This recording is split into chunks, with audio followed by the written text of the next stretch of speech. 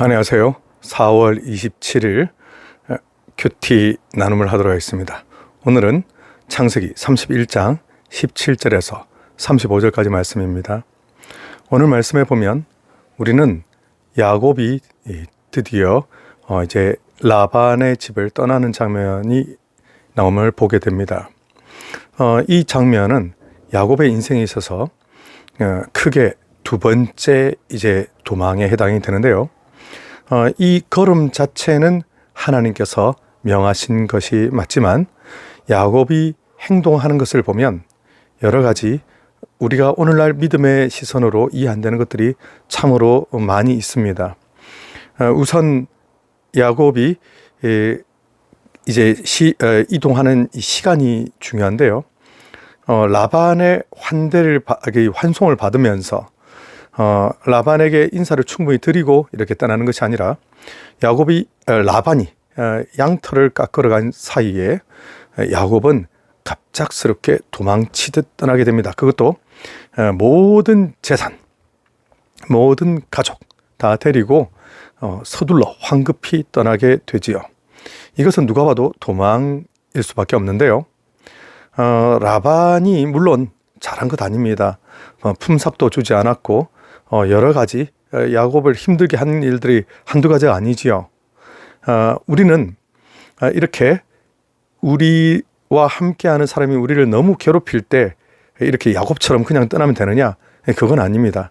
합법적인 절차가 있고 또 하나님께서 기뻐하시는 여러 가지 방법을 그래도 우리가 여쭈어야 하는데 야곱은 갑작스럽게 도망을 가게 되지요. 이것은 여러모로 참 안타까운 장면입니다. 그리고 정말 이렇게밖에 할 수 없었나 생각을 하게 됩니다. 야곱이 이전에 형 에서에게서 장자권, 그 장자의 명분 이것을 이렇게 탈취할 때에도 비슷한 장면이 있었지요.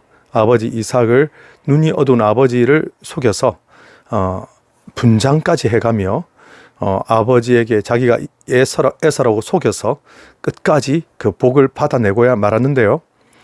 그때는 엄마 리브가도 함께 공모했었고 결국 그때도 에서가 뒤에서 죽인다 하면서 이렇게 위협을 가하고 있는 중에 도망을 쳤었고요. 이번에도 라반이 정말 여러 입에 담지 못할 아마 욕을 하면서 뒤에서 또 쫓아오지 않았겠습니까? 야곱의 인생이 이러지 않아도 충분히 복을 받을 수 있는 인생일 텐데 왜 계속 이렇게 되는지는 참으로 안타까운 일입니다. 결국 야곱은 어쨌든 도망을 치면서 이렇게 떠났고 무려 사흘이 지나서 참 라반이 발견을 했다. 그러니까 라반이 양털을 깎으러 무척 멀리 갔던 모양입니다.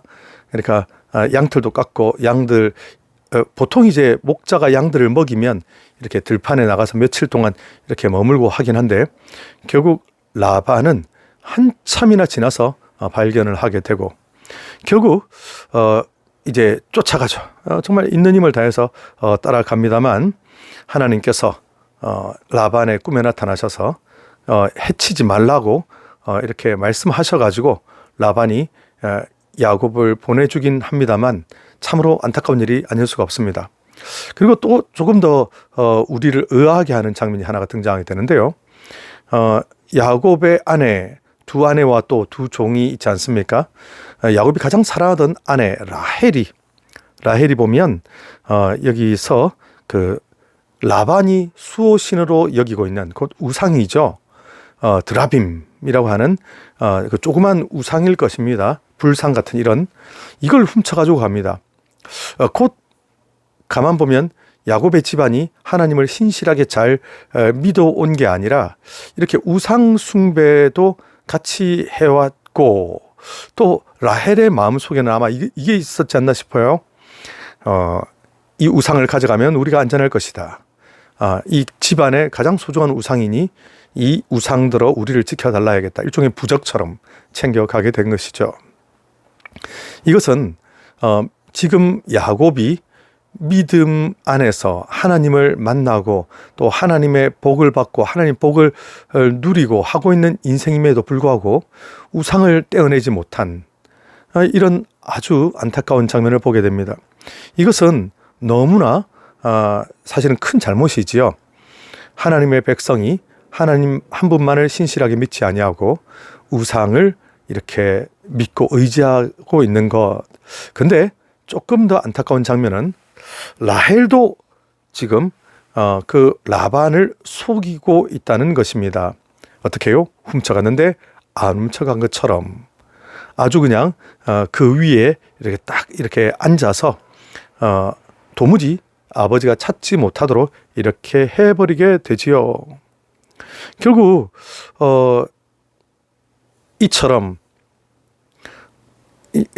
단순하게 우상을 이렇게 섬기고 있는 것도 문제일 텐데 우상을 몰래 훔쳐가고 절대 안 훔쳤다고 이렇게 또 발뺌하고 이 라헬이 야곱을 좀 닮아가는 모습을 보게 됩니다.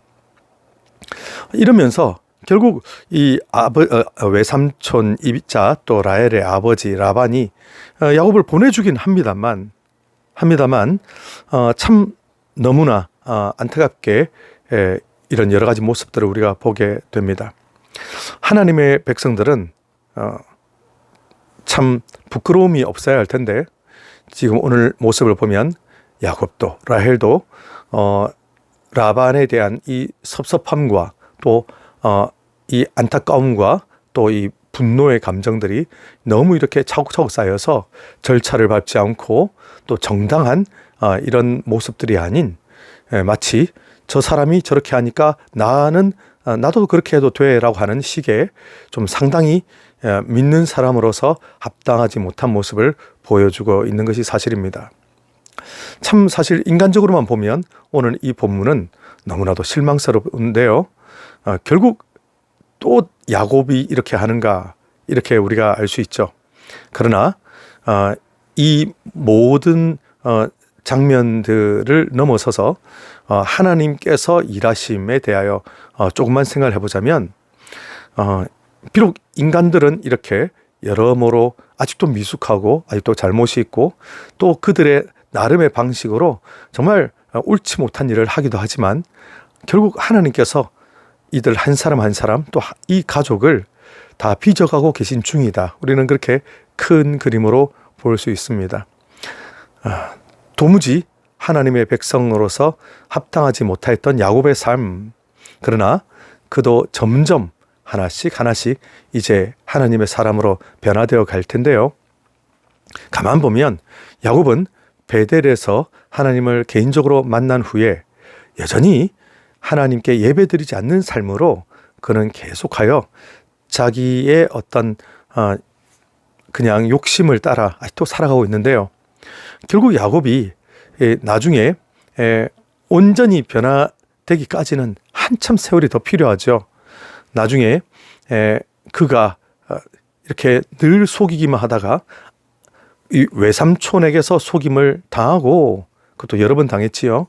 또 나중에 심지어 아들들에게 속임을 당하여 요셉까지 죽은 줄 알고 정말 근심 걱정 고통 속에서 살아가지 않습니까?